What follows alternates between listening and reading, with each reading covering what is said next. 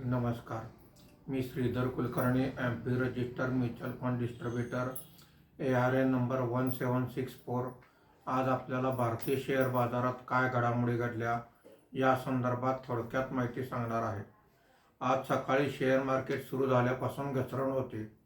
शेवटच्या 1 तासात थोडी रिकव्हरी झालेली आहे.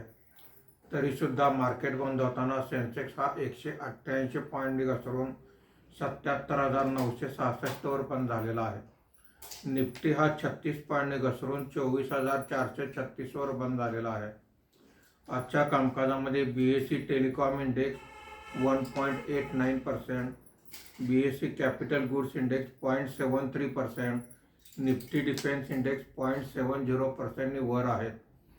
BSE IT इंडेक्स 1.41% खाली आहे. निफ्टी मिड कॅप इंडेक्स 0.28% वर आहे.